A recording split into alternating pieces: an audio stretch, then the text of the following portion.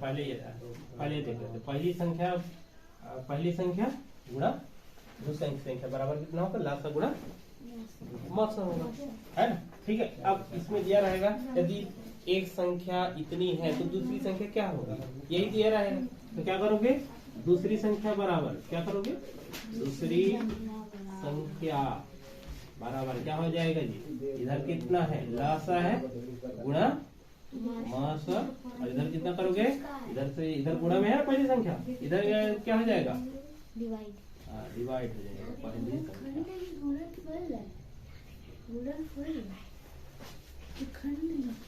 ठीक है, समझ में आया ना? और अगर ये ऐसे हो जाएगा, अगर तुमको लासा या फिर मासा निकालने के लिए बोलेगा तो क्या हो जाएगा? चलो मासा निकालने के लिए बोलेगा तो क्या हो जाएगा? तो इसमें हो जाएगा पहली संख्या गुणा दूसरी संख्या बटे लासा, ऐसे भी हो जाएगा। या फिर ये पहली संख्या गुणा दूसरी संख्या को ऐसे भी लिख सकते हैं जी, दो संख्याओं का गुणनफल, दो संख्याओं का गुणनफल बटे लासा लिख सकता हूँ ना? ठीक है। या फिर इसी को अगर लासा की जगह में मासा की जगह में अगर लासा निकालने के लिए बोलते हैं तो क्या हो जाएगा? पहली संख्या गुणा दूसरी संख्या अपॉन कितना हो जाएगी? मासा HCF इक्वल टू क्या हो जाएगा? पहली संख्या और दूसरी संख्या को क्या लिखेंगे? उनका गुणनफल दिया रहेगा, गुणनफल इतना है, उनका लासा क्या होगा? तो यहाँ पर क्या लिखेंगे? ठीक है, फॉर्मूला समझ में आया ना? कितना फॉर्मूला तुमको यूज करना है? एक फॉर्मूला ये यूज होगा एग्जाम में, या दूसरी संख्या दूसरी फॉर्मूला ये यूज होगा, ठीक है? या फिर तीसरा फॉर्मूला, ये तीन फॉर्मूला से पूरा का पूरा तुम्हारा क्वेश्चन सॉल्व। एक देखो दिया रहेगा यदि दो संख्याओं का गुणनफल, क्या बोला है? दो संख्याओं का गुणनफल दे दिया है 36 है ना? मतलब यहाँ पर इनडायरेक्ट रूप से बोल दिया है कि दो संख्याओं का मैंने गुणा किया, पहली संख्या का गुणा दूसरी संख्या किया तो कितना आया? 36 आया, बोल दिया। ठीक है। यदि उसमें का पहली संख्या दिया हुआ है, सॉरी गुणनफल इतना दिया है, अब बोल दिया कि उसका मासा 6 है ना? तो उसका लासा निकालने के लिए बोल दिया है ना? तो गुणनफल का मतलब क्या हो गया? पहली संख्या गुणा दूसरी संख्या हो गया ना? और लासा निकालने तो क्या करोगे? पहली संख्या गुणा दूसरी संख्या बराबर गुणनफल। गुणनफल कितना हो गया? यहाँ पे देखो गुणनफल कितना हो गया? 36, और उसका मासा कितना दिया है? 6 दिया है, तो ये 6 हो गया। 6 1 और 6 कितना हो गया? 6 आ गया आंसर। बताओ, लासा निकल गया है ना? ठीक है, समझ में आया? समझ में आया?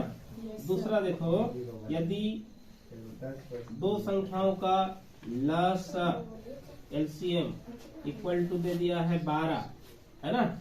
और उनका मासा HCF बराबर दे दिया है 3। यदि दो संख्याओं का लासा 12 और मासा 3 है, और यदि पहली संख्या कितनी है? 4 है, तो दूसरी संख्या क्या होगी? यही निकालने की, ऐसी क्वेश्चन आएगा, या तो ऐसे आएगा या फिर ऐसे आएगा, है ना?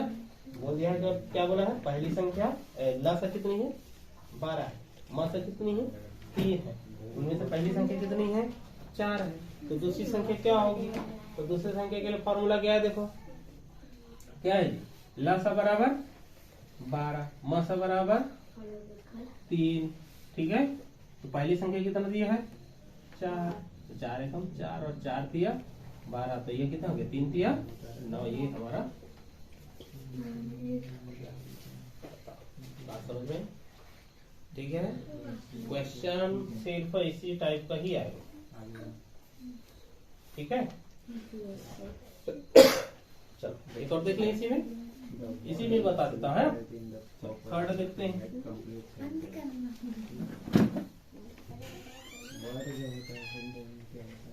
प्रॉपर ऑर्डर में होता है, प्रॉपर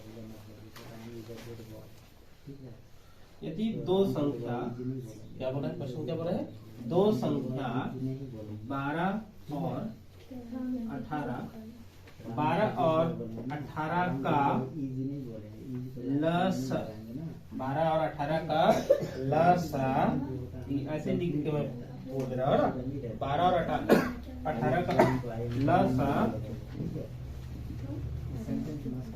24 है। कितना दिया है? सुनो, 12 और 18 का लसा कितना दिया है? 24 मान करके चलते हैं, है ना। यदि 12 और 18 का लसा 24 है तो मसा, उनकी मसा क्या होगी निकालने की, एचसीएफ क्या होगी, समझ में है? ठीक है, तो मसा वाला फॉर्मूला है जी। दो संख्या कौन कौन सी है? 12 और 18 है। देखो पहली संख्या गुणा, तो पहली संख्या 12, दूसरी संख्या 18 है, ठीक है। और उनका लसा कितना दिया है? 24। तो 12 एकम 12, 12 दूनी 24, 2 एकम 2 और 2 निया 18। कितना आ गया आंसर?